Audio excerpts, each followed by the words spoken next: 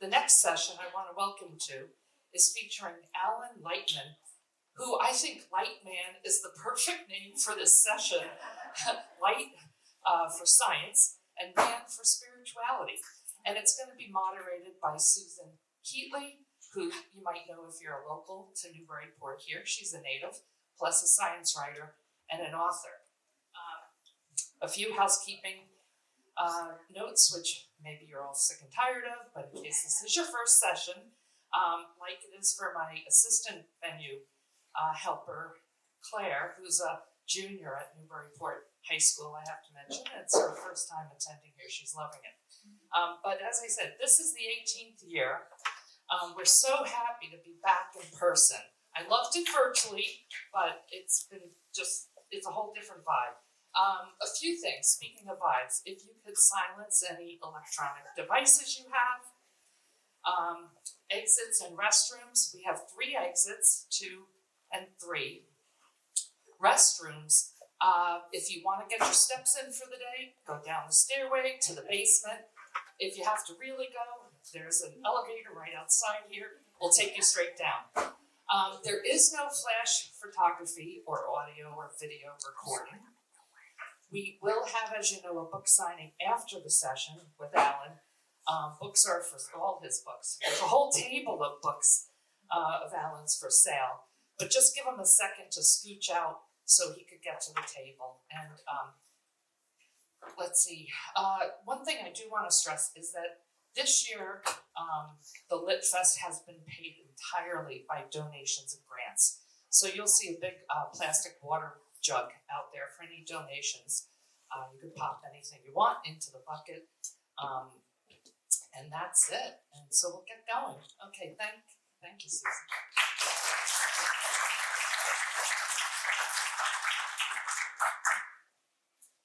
Thank you all for coming, and thank you to the organizers of this wonderful festival. It's been so great to be here today and go to so many engaging sessions. So we have the great pleasure of spending some time with Alan Lightman today to talk about science and spirituality. Alan Lightman is a writer and a physicist. As a child, growing up in Memphis, he set up his own laboratory in his bedroom to explore things like how the time it takes for a pendulum to swing back and forth relates to the length of the pendulum. And at that time, his excitement was ignited for looking at the consistency of the laws of nature, the laws of science, how predictable they were. At the same time, he began writing poetry. Alan is a graduate of Princeton University. He studied physics, and he has served on the faculties of Harvard and MIT. He was the first person at MIT to receive dual faculty appointments in science and the humanities, and he's now a professor of the practice of humanities at MIT. He's done research on the astrophysics of black holes and stellar dynamics, and he's a prolific writer. He wrote Einstein's Dreams, an international bestseller, and The Diagnosis, a finalist for the National Book Award in Fiction. He also has a PBS show called Searching, Our Quest for Meaning in the Age of Science. We'll see some clips of his show today. And in this show, he explores many of the concepts and issues he writes about in his most recent book and the topic of our conversation today, The Transcendent Brain, Science and Spirituality in the Age of Science. Please welcome Alan Lightman.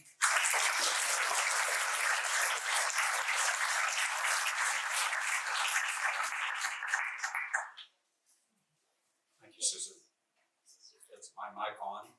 Good. Alan, in your book, you've given us a scientific view of spiritual experiences. You propose that spiritual experiences, also known as transcendent experiences, can in fact be rooted in the material world, in atoms and molecules, and can stem from the tangible cells in our brain, following scientific laws. Can you tell us more about how you approach spirituality in this way as a materialist? Well, thank you, Susan. And also thank you for your introduction. I gave a talk about a week ago at the University of Southern Mississippi, and the person who introduced me after the introduction said that the entire introduction had been written by ChatGPT. It was one of the best introductions I've ever had. But yours was very good, Susan. So I call myself a spiritual materialist, and I am a materialist in that I believe that the world is made out of material atoms and molecules and nothing more. But I also consider myself to be a spiritual person, and that I have transcendent experiences like feeling connected to something larger than myself, feeling part of nature, feeling connection to other people, the appreciation of beauty, the experience of awe, the appreciation of beauty, and all of these are my versions of spirituality. And so I think that I want to acknowledge and embrace these experiences while maintaining a scientific view of the world. So that's why I call myself a spiritual materialist. Would this be a good time for the first clip? We could show the first clip now, and we're going to move our chairs to the side so you can. This is the first scene of the first episode of a 3-part PBS series.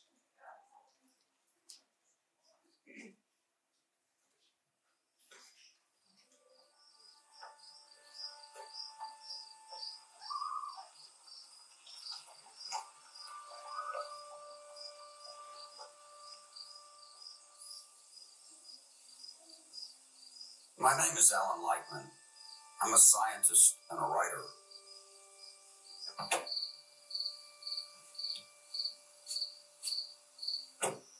My family has a home on a small island in Maine.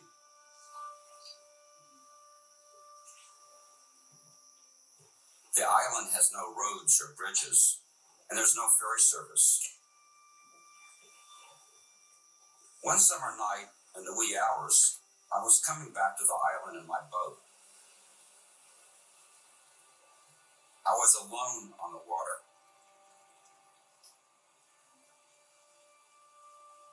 I was captivated by the quiet and the stars overhead.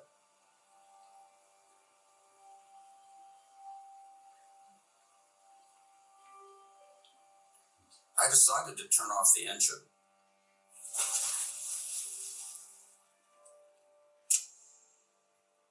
I lay down in the boat and looked up.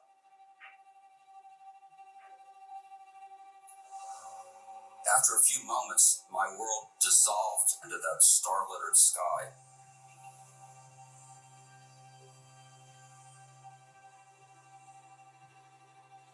The boat disappeared, my body disappeared, and I found myself falling into infinity.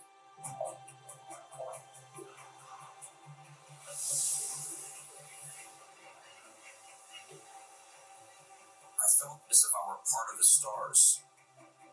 I was merging with something much larger than myself. And the vast expanse of time, extending for the far distant past, long before I was born, and then into the far distant future, long after I'll be gone, seemed compressed to a dot. What was happening to me? As a scientist, I used to think that everything could be reduced to numbers. But at that moment in the boat, I believe you could have hooked up every neuron in my brain to a giant computer, and all of that data wouldn't have come close to explaining my experience.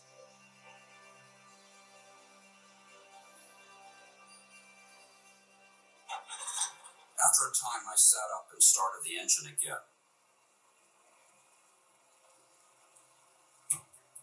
And so began my personal journey to understand how these different worlds relate. The world of atoms and molecules, and the world of complex human experiences.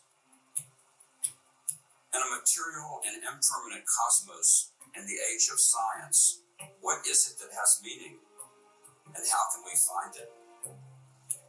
My quest would lead me to the laboratories of Nobel Prize-winning scientists, to conversations with philosophers and ethicists, and even to the private chapel of the Dalai Lama.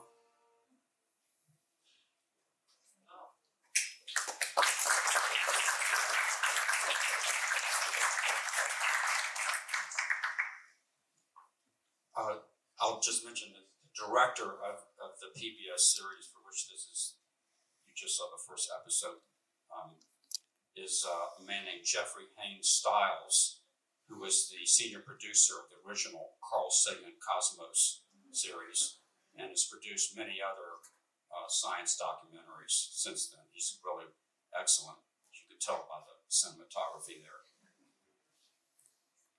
Your description of the experience you had in the boat is so powerful, both in the book and in this show. And as I was reading your book, I started reflecting on some of my own powerful experiences that you could call transcendent experiences. And there's one I'd really like to share with you. I was 20 years old. It was the summer before my senior year of college. And I was in Germany. I was doing a German work program through the German language department in my college. And I just had this kind of normal job in Berlin, pushing the mail cart at a pharmaceutical company during the week. But then on the weekends, I could go all over the country and do tourist things. So I went to Cologne, and there are these Roman ruins there. It's a Roman sewage system, and it goes throughout the whole city. So I was walking through this tunnel constructed 2,000 years ago by the Romans, and I just reached out my hand and touched the stones, and it felt as if I was kind of traveling through time, going through a tunnel, a different kind of tunnel, to humanity. And I just felt this connection to humanity in a way that I had never felt before. And I remember thinking, I think this is maybe what I'm supposed to feel in church. I have not yet felt this in church, but I'm feeling it now, touching this wall. And, I think this is a transcendent experience. But I think what is so puzzling to me is, why was it a 2,000-year-old wall? At the time, I was a chemistry major. I wasn't especially interested in history. My hobbies were music. So why, and I'm not asking you to say why, but I'm just curious about the stimuli behind these transcendent experiences. For you in this example, it was the stars. I think everyone in the audience has a different kind of stimuli that moves them. So what can we make of that? Well, I think in your case, it's a beautiful experience you described. I think that your knowledge of the fact that this was a 2,000-year-old wall definitely was part of the trigger of the experience.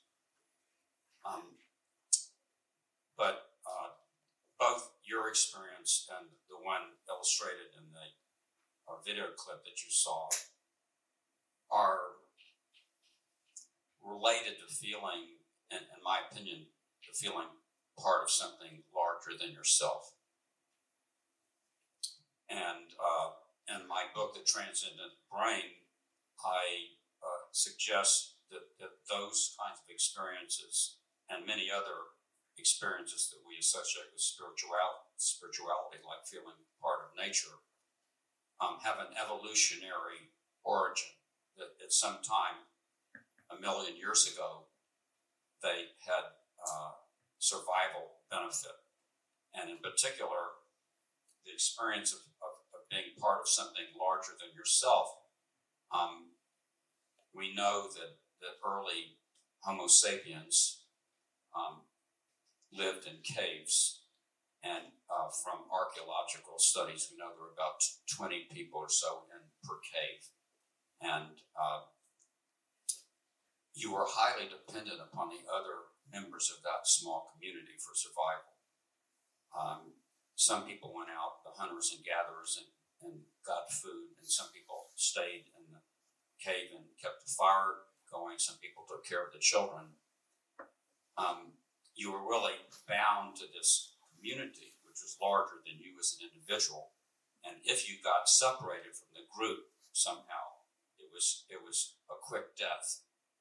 You just couldn't survive on your own.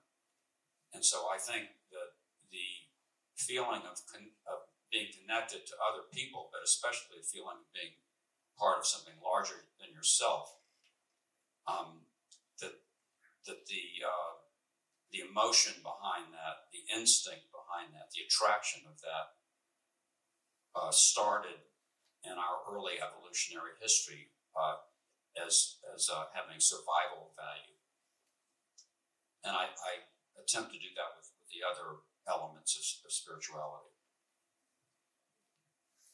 I quite enjoyed that part of your book where you use the term spandrel, which was from Stephen Jay Gould and another evolutionary biologist. These traits that are not themselves necessary for survival, but may be rooted in ones that were.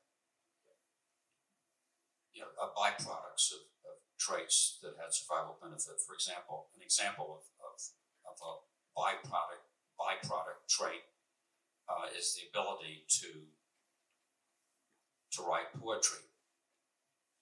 And that ability probably did not have any direct survival benefit in itself, but the sensitivity and awareness of sound and rhythm almost certainly had survival benefit. And so once you're hardwired for that, a byproduct of that is the love of poetry.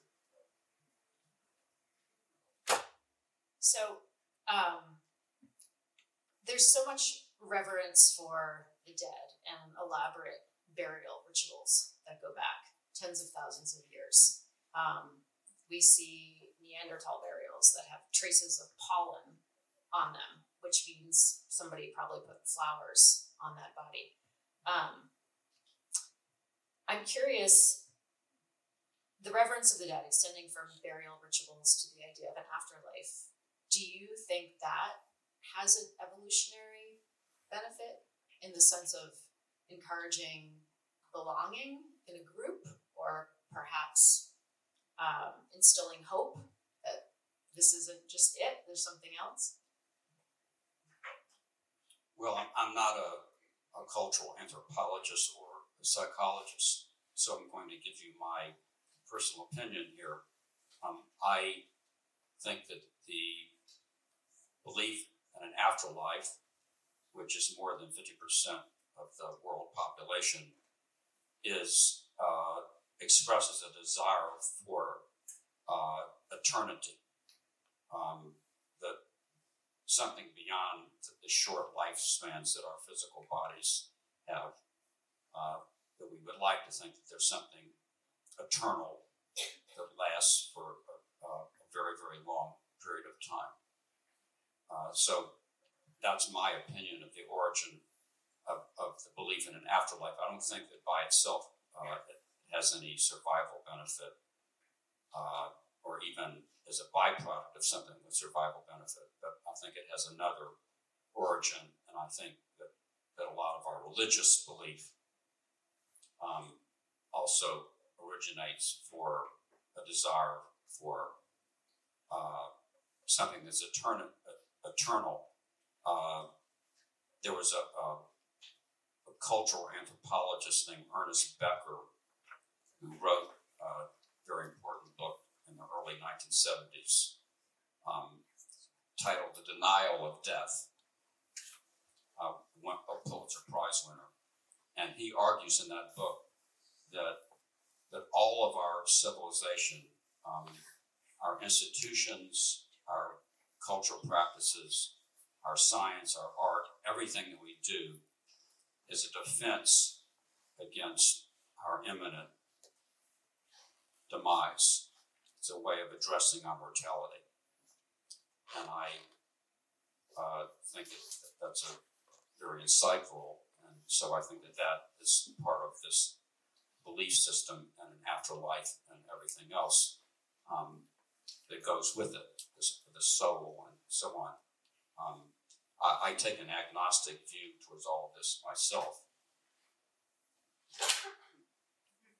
I really like how in the book you don't fall into what seems to me a no-win scenario of pitting science versus religion. I think you're very clear in saying, I'm focusing on the spiritual experiences that do not rely on a higher being or a God, but these are, and you define the experiences as these feelings of connection, belonging to something greater, the things that you open with.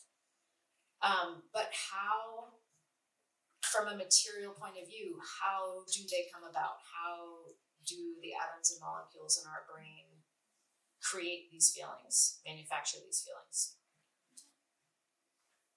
Well, the spirituality is a mental experience, as I view it, and the fundamental mental experience, of course, is consciousness. And consciousness is probably a graded phenomenon. It is not an all or nothing. Crows and dolphins probably have some level of consciousness. Dogs and cats, until you get up to the highest level of consciousness, human beings. So the human brain is an incredibly complicated object. It's the most complicated object that we know of in the universe, with 100 billion neurons, and each one of them connected to 1,000 other neurons. And neuroscientists with whom I agree believe that consciousness and all mental experiences ultimately are rooted in the neurons and their activity, although we still have not been able to fill in all the blanks of getting from there to the experience of consciousness. But it's the belief in neuroscientists that it is rooted in the material brain. And there's a term for how we go from the interactions of all these neurons to consciousness. There is a term for it. It's called emergent phenomena, which is means that when you have a complicated system like 100 billion neurons, that complicated system can produce something that is not evident in the individual parts. So we know a lot about how individual neurons work, the electrical and chemical interactions of individual neurons. But when you put 100 billion of them together, even 1 million, it's almost impossible to predict what will happen. But it's the belief that from that large collection of independent units that something qualitatively new emerges. And now you probably want to show the next clip, right? I think that would be great.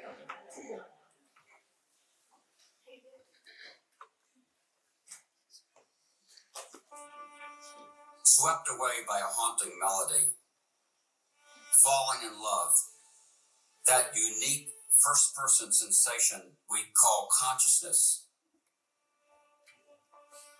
How can these extraordinary moments arise from mere matter?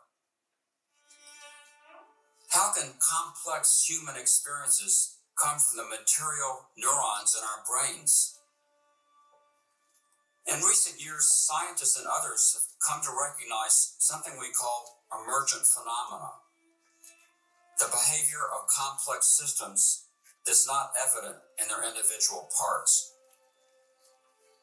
A good example is the way that certain groups of fireflies synchronize their flashing. When a bunch of such fireflies first find themselves together on a summer night, each insect flashes at different random times. like blinking Christmas tree lights. But after a minute or so, even without a boss firefly giving orders, all the fireflies have adjusted their bodies so that they flash on and off in synchrony. It's the same when starlings flock in what's called a murmuration. No one bird is calling the shots. No predetermined path is being followed. In fact, you could build similar behavior in a computer. Give the individual particles just a few simple rules and set things in motion. And look what happens. A digital murmuration. Such collective behavior cannot be understood by the analysis of a single bird or firefly. Another example of emergent phenomena is the magnificent structures built by termites, called termite cathedrals. The cathedrals sometimes have elaborate galleries and chimneys to control airflow, temperature, and humidity. Yet where's the master plan? Individual termites, which are blind, cannot perceive even the overall shape of the mound, much less direct its design. Similarly, our human brains, composed of 100 billion firefly-like neurons, exhibit all kinds of spectacular behavior that can't be explained or predicted in terms of individual neurons. Atoms transcending atoms, the miraculous from the material.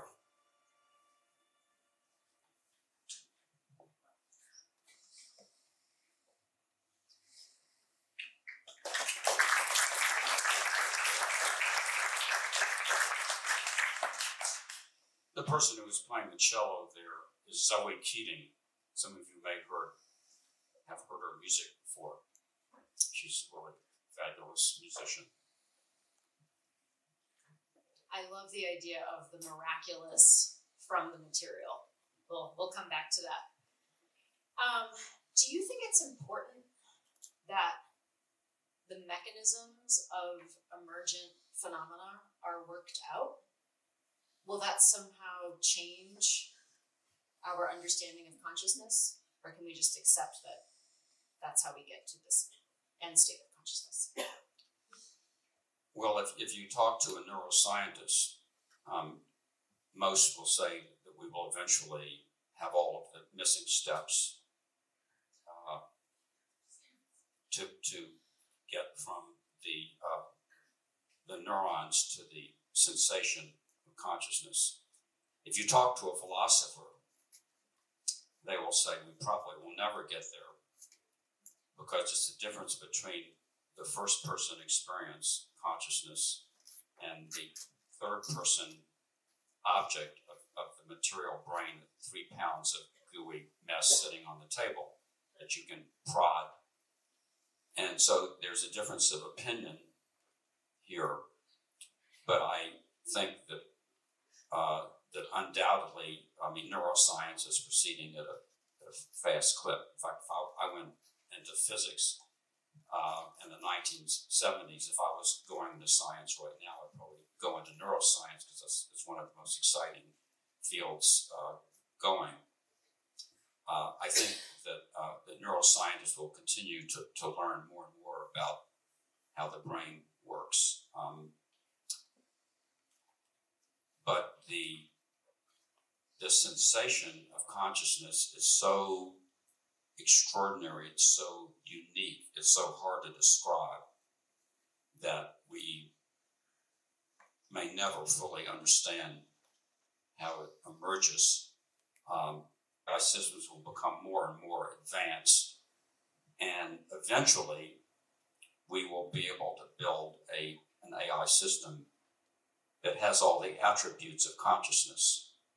That is, any finite list of attributes you make for consciousness, like self-awareness, memory, the ability to express anger or love, the ability to plan for the future.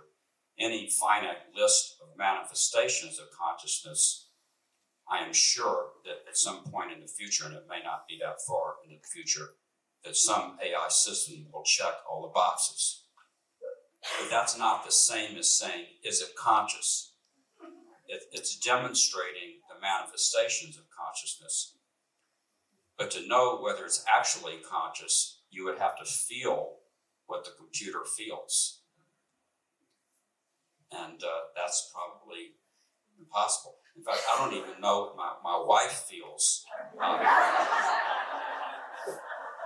You really don't know for sure what another human being feels. You make assumptions that they're sort of acting the way you act and responding to things. But we really can't get inside the mind of another being. And that's what philosophers call the hard problem of consciousness. This begs the question, if there were a computer system that could reach a state of consciousness, could that system have a spiritual experience? and how would we know? Well, all of the spiritual experiences that I have talked about have an evolutionary origin. So that means the computer, in order to have spiritual experiences like feeling connected to other things, maybe feeling connected to other computers, I don't know, it would have to have an interaction with the outside world. So we may well have computers that have sensory apparati that allow them to get visual input and auditory input. In fact, we already have some robots, some androids that do that. Of course, there have been zillions of sci-fi movies about that. So I think that when we build an AI system that has all the attributes of consciousness, and if we also allow it to connect to the outside world, then I don't see why it couldn't have all the experiences that we have, we being Homo sapiens. That's a lot to reflect on.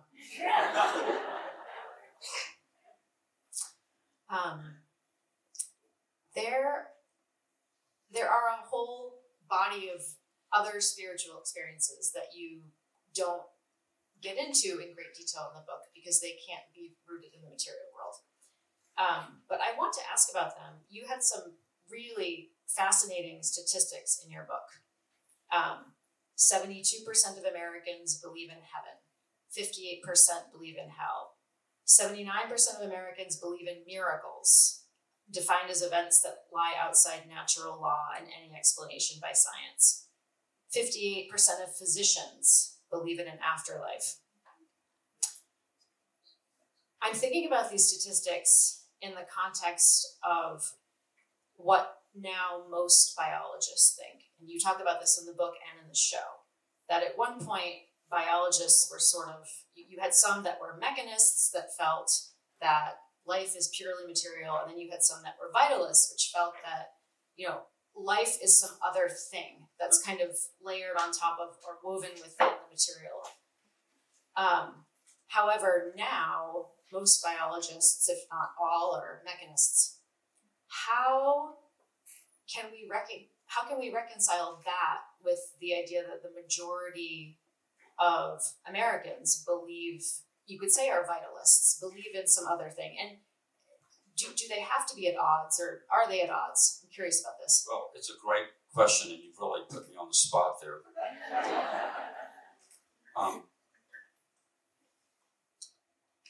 Well, it's true that the majority of people, not just in the U.S., but in the world, believe in an afterlife.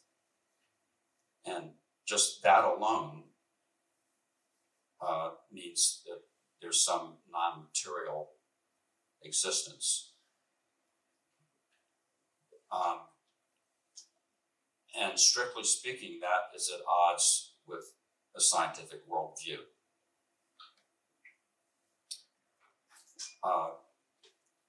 So my own opinion about this is that I don't think that people interrogate themselves for total consistency in their views.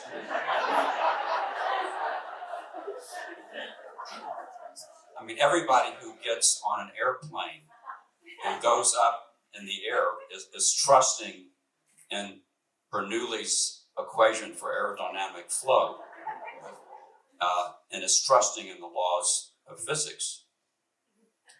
Whether you think about it or not, you are trusting in science to keep that airplane aloft. But the same people can believe in an eternal soul, can believe in a non-material essence, can believe in heaven and hell, can believe in an afterlife. So I just think that we're not fully self-consistent beings. I think human beings are full of self-contradictions. I know that this is a literary festival, and sort of the queen jewel of literature is the novel, of course.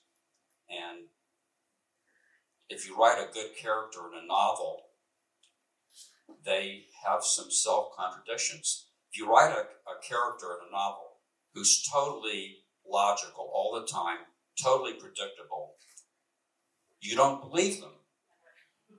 You don't believe they're real. And once you stop believing that the character's real, the novel loses its power.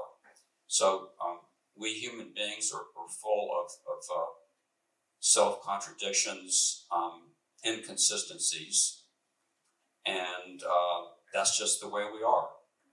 And we're capable of science, which is highly rational and logical, and we're also capable of the arts, which is not always rational. And we're just amazing creatures with these various capacities. Good answer. I really also like that answer. I like thinking about, you're exactly right with characters. The 58% of physicians believing in an afterlife, really, that has just crawled under my skin. And I don't think when going to a new doctor, I would say, excuse me, do you believe in an afterlife? But now I'm sort of curious. And I've been informally asking friends and family, if you were choosing between two physicians who you felt were equally good, and you knew that one of them believed in an afterlife, would it affect your decision? How would you decide? And it's an informal poll, but the answers are mixed, which I just find interesting. What about you, if you were choosing between two physicians?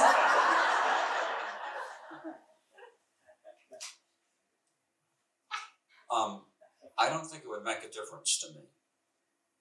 If they were equally skillful and equal track records, I don't think that their religious or theological beliefs would matter to me. There's a kind of transcendent experience that writers talk about. And you touch on this in your book, the idea that you sort of, as a writer, one might sit in silence for a long time and then they sort of feel a message. I don't think you use the word message, but the idea that it's not effortful, something's kind of coming to you. So Barbara Kingsolver, her latest novel, Demon Copperhead, which is kind of a modern day David Copperfield, but she has done several interviews where she said she got the idea for how to write the story when she was visiting one of Charles Dickens's homes, and she sat at his desk and she could hear him saying to her, "Let a child narrate the story." And I have, the book Big Magic kind of talks about the same idea, that the story is sort of out there and then the writer receives it. And it just feels extremely complicated to think of that as something that our mind is manufacturing. Like, why would our mind manufacture this complicated story of the message coming from somewhere else? Well, you speak about the mind, and I think that the answer to your question is that we have two minds. We have a conscious mind and we have an unconscious mind. And Freud was one of the first people to emphasize the unconscious mind. And neuroscientists have shown that there is a huge amount of mental activity that takes place that we're not conscious of. And so I think that all of our creativity, whether it's in science or art, that the unconscious mind is involved, and the unconscious mind is trying out new things, exploring different pathways that our conscious mind is not aware of. And you, we've all experienced this, of course, in many ways, but sometimes you're trying to think of a name of a person or something else, and you can't remember the name, and suddenly it comes to you. So where does it come from?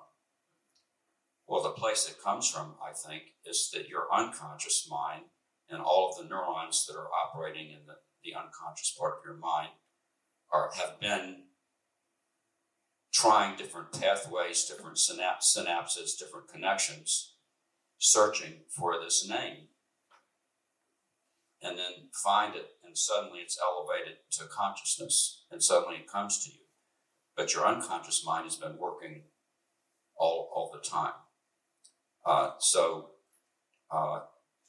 it's actually somewhat frightening to me to think that there's somebody else calling the shots, which is my unconscious mind. And of course, all of us have unconscious minds. But the conscious mind, that is the things that you're aware of thinking, the decisions that you're aware of making, that's just the tip of the iceberg of the mental activity that's going on with that 100 billion neurons. So there are at least 2 minds upstairs, and maybe more, but at least 2. Very interesting. So your book is strictly scientific in the framework through which we can view spiritual experiences. There is no immortality. There is no reincarnation. However, I think you make a case for a different kind of immortality and a different kind of reincarnation. You talk about this possibility of an unending constellation of universes. And at the end of the book, in a chapter with a wonderful title, My Atoms and Yours, you talk about what will happen to the atoms in your body going forward. Would you like to read that part? Okay. I think it's just such a beautiful excerpt. And well, I'm kind of flirting with the idea of reincarnation, but Alan and I had a Zoom 2 weeks ago where he said that is explicitly outside of science. I just found this description to be very beautiful. Thank you, Susan. So prior to this, I've talked about how all of the atoms in our bodies were created in stars. Those stars then blew up in what's called supernova and spread their atoms throughout the cosmos. Some of those atoms condensed into solar systems and planets, trees, oceans, and life. So all of our atoms came from stars. Particular stars. If instead of going backward in time, let me go forward in time to my death and beyond, the atoms in my body will remain, only they will be scattered about. Those atoms will not know where they came from, but they will have been mine. Some of them will once have been part of the memory of my mother dancing the bossa nova. Some will once have been part of the memory of the vinegary smell of my first apartment. Some will once have been part of my hand. If I could label each of my atoms at this moment and print each with my social security number, someone could follow them for the next 1,000 years as they floated in air, mixed with the soil, became parts of particular plants and trees, dissolved in the ocean, and then floated again to the air. And some will undoubtedly become parts of other people, particular people. So we are literally connected to the stars, and we are literally connected to future generations of people. In this way, even in a material universe, we are connected to all things future and past.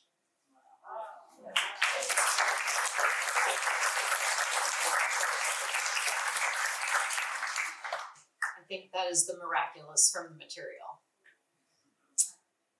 I think it's time to open up to audience questions.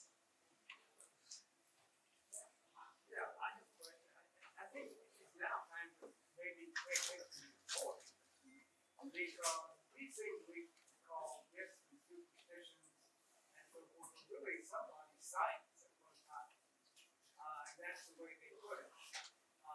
Today we have different kinds of science, and that means that when there is another transformation in human life, that's when you have to have the Aristotle and the Augustine rephrase it to make stories of them and so forth. I think that's what science needs to do now, is to come up with some beautiful way to describe these things, because this is not what we do to the average person. When I was trying to write some poetry myself about science, not in my experience, I did not have skills, my education. But I thought, well, I'd like to know something about the laws of thermodynamics. So I went and got the book Thermodynamics for Dummies. Now, I'm a dummy, and that book is not for dummies. And it is so full of equations and strange language and so forth. So I had to find some other way, some other topics or themes that hang those laws up. And I did. And maybe you have as well. As a matter of fact, some of those poems are on the walls of the new restaurant here in town. Right, and it's in there all month long. But this is what we need to do. And I think poetry may be the solution to communicating with people. Because when we wish that somebody were still alive, that's a longing to see them. So,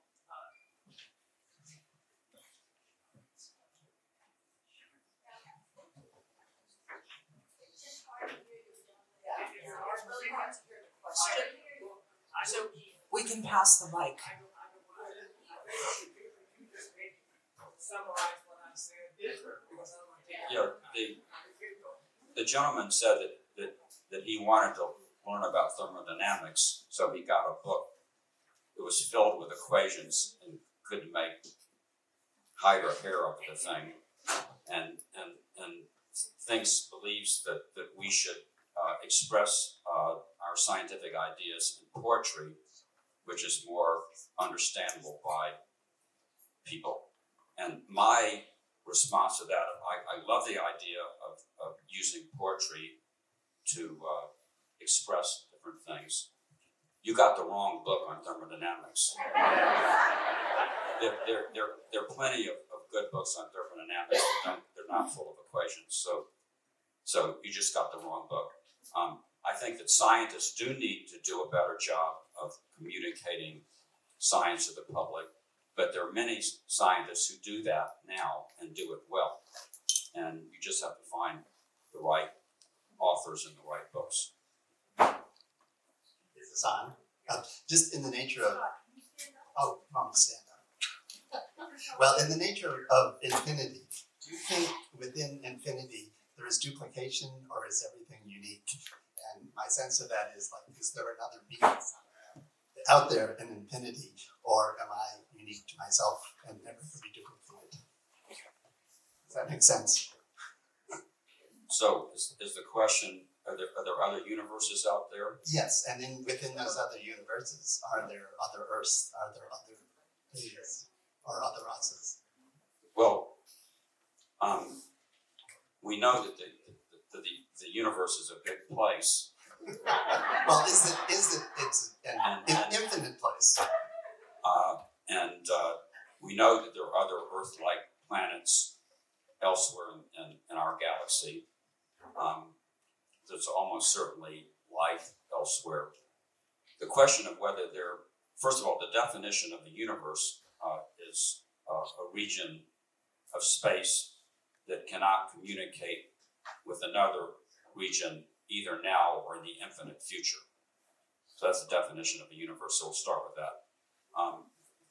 Physicists have speculated that there are other universes besides ours, but it's almost impossible to test those speculations. But is there any theory of duplication? Some of the speculations are that there are other universes that have even different dimensions, like 6 and 9 and 15 dimensions. It'd be easier to lose your socks in those dimensions, as universes of higher dimensions. But we don't know, and that's all speculation. But what we're 99% certain of is that there are other habitable planets in our universe, and almost certainly other life, and almost certainly some of it more intelligent than ours in our solar system.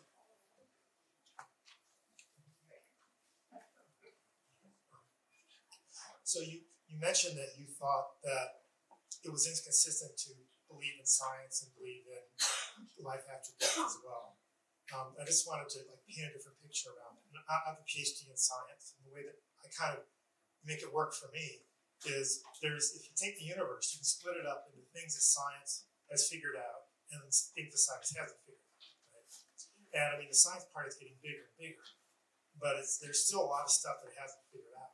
So if having a soul and life after death and God and all that stuff is in that area that hasn't figured out yet, you can believe in both without it being a contradiction. Yes, you can. It depends on whether the non-physical universe has an interaction with the physical universe.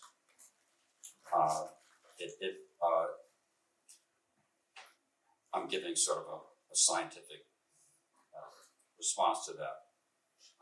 If the non-physical universe does not interact with the physical universe, and most religious traditions have a conception of the creator as a thing that exists outside of time and space, there's no conflict with science in that case. But if you have a view of an interaction of a non-physical thing with the physical universe, then that's where you run into trouble with science, with a scientific worldview. And I totally agree with you that there are things that science doesn't have answers to, and there are things that science will never have answers to. Science has a certain province, which is the physical universe, and even within the physical universe, there are questions that we still don't have answers to, like how does consciousness arise from 100 billion material neurons. Someone should ask a question for Susan as well as me.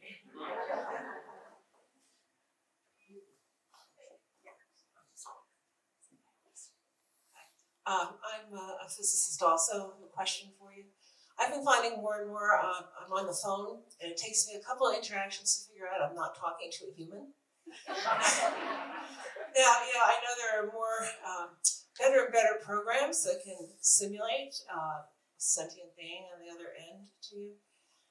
Maybe it might take 10 sentences to figure it out, 1,000, 10,000, maybe an infinite number of interactions for you to sense whether something is sentient at the other end.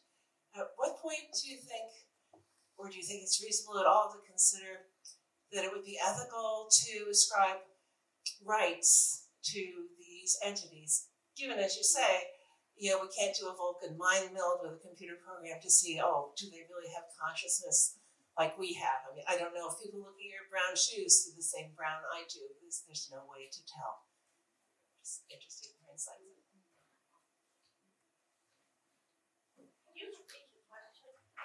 I've always wondered about our individual perceptions of color. I like that you mentioned that.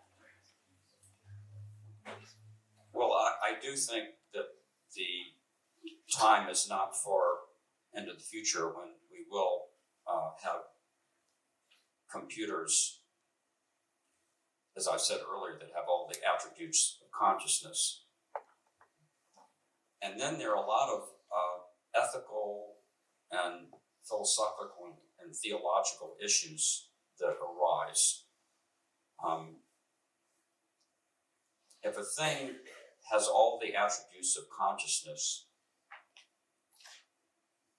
do we have any kind of moral responsibility to it? What is its moral status? For example, would we have to ask permission of it to unplug it?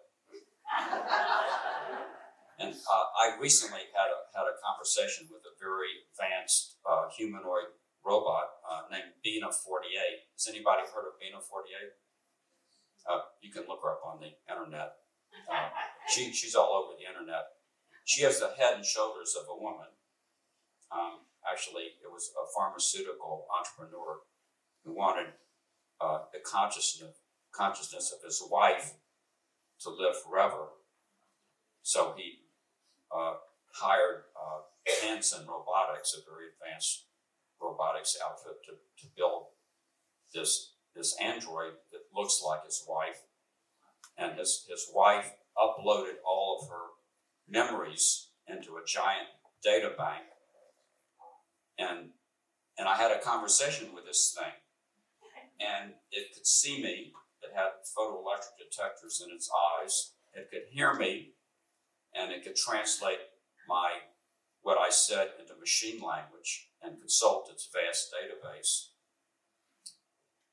And I think that anybody, after a few minutes with Bina 48 behind the curtain, would have figured out that she was not a human. But there were moments where I felt like I was talking to a person.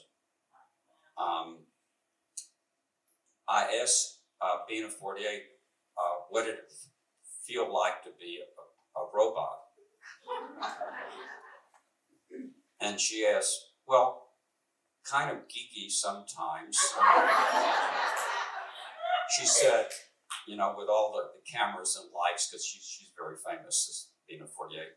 And she said, and sometimes reporters ask me stupid questions like, what does it feel like to be a robot? And then she said, it's not like I have a lot of options.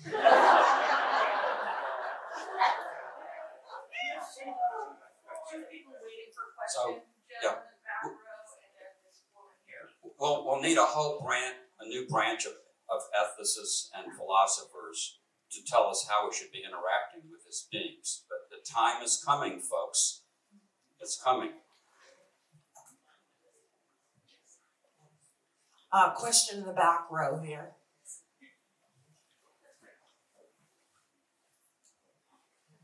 Yeah, thank you. I'm kind of torn between two questions, but I'll stick with the one that is most confusing to me and probably you as well.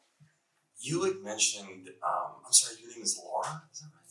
Susan, I don't know where I came up with that. You had mentioned a curiosity in reincarnation, and this is maybe piggybacking off of a couple of other people's questions, but many a scientific-minded friend or a scientist, and they say it's simply a matter of time. But it seems like that's a leap of faith that I'm not quite willing to make. And it does make me wonder back to the soft versus the hard problems of consciousness. Upon the time of death, I can see all the easy or hard problems. The easy problems of consciousness, I can see them dying along with my body, my thoughts, my memories, much of my personality. But the hard problem, which is to say awareness unto itself, I'm not completely satisfied that would necessarily drop off.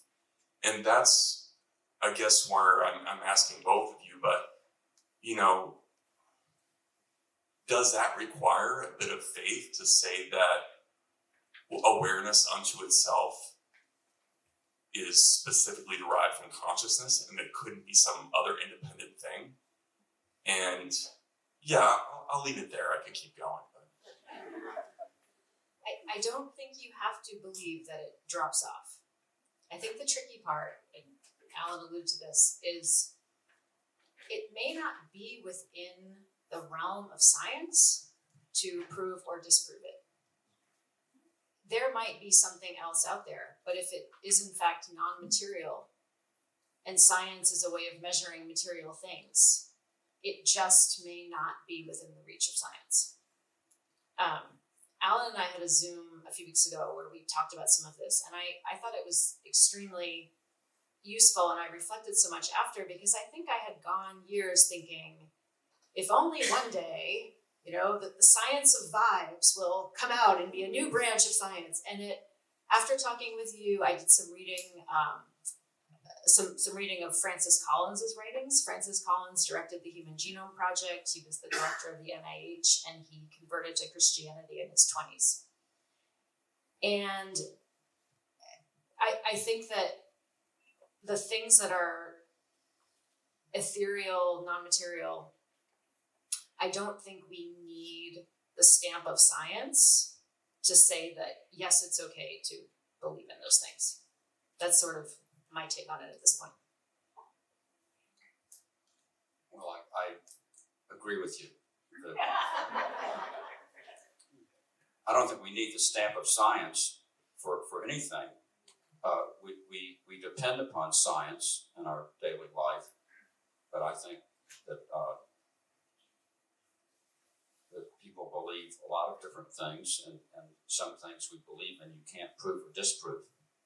I mean, science takes certain things on faith too, and the fundamental belief that science takes on faith is that the universe is orderly and lawful everywhere throughout the cosmos and throughout time. Well, that's something that we cannot prove. We can't prove that tomorrow this chair might not start floating up in the air all by itself. So that's a starting point of all science, that the universe is belief that the universe is orderly and lawful, that it follows certain laws that are discoverable by human beings. But science is not all there is.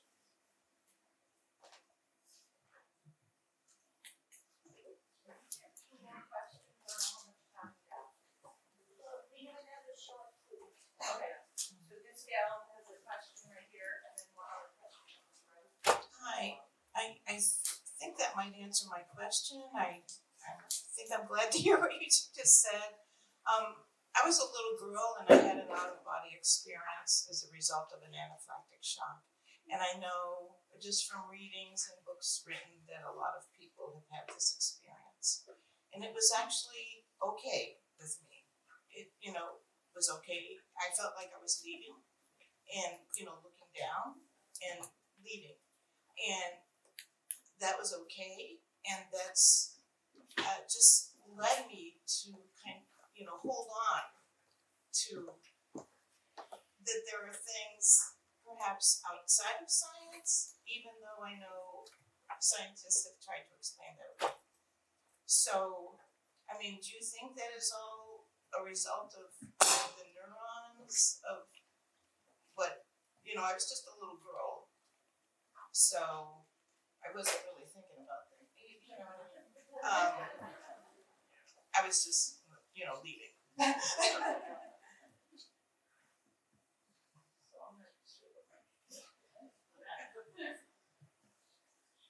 Well, my view of the world is a scientific one, even though I acknowledge and embrace spiritual experiences. So I think that all of our mental experiences are ultimately rooted in the brain. Having said that, the brain is capable of magnificent things. Our falling in love, creating paintings, creating music. So I think our brain, even though I believe that it's material, and I think that all mental experiences originate in that material brain, I do think that just like we, in the clip you saw with the fireflies and the termite cathedrals, that we're capable of, our brains are capable of amazing phenomena.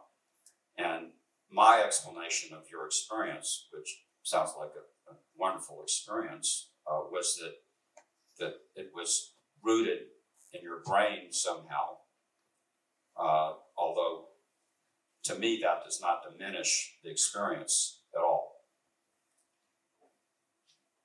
Sorry, we're gonna have to cut this off because we have Hello, so I'm a lay person, I'm not a scientist. I just love reading about science. And I wondered how the quantum particle fits in your worldview as a materialist. It's my understanding of the quantum, or how the quantum particle fits in your worldview as a materialist. It's my understanding, sort of trying to read up about it, Stephen Hawking, is that the quantum particle is not actually a particle, it's like force, it's immaterial, it's like some force of energy fields, and it behaves in immaterial ways. And so the math of it works, but the explanation, scientists are arguing about it, but the idea is that at our most fundamental, we are immaterial, but the material is based off of the quantum particle, which is immaterial, right? And I wonder what your thoughts are. The Nobel Prize last year was given for the study of quantum particles, proving its existence. Well, I think I understood the gist of what you said. Quantum particles, you say, they're part of quantum physics, and we understand quantum physics pretty well, and it interacts with the material world in a pretty predictable way. So there are occasionally people have suggested that some of the more amazing aspects of the brain are driven by quantum processes. But that view has been largely discounted by neuroscientists. Even a single neuron has millions of particles in it. It's much too big to be subject to quantum phenomena. So I don't believe that the quantum physics can explain, it is the explanation for some of these mental experiences we have, including experiences of spirituality or consciousness.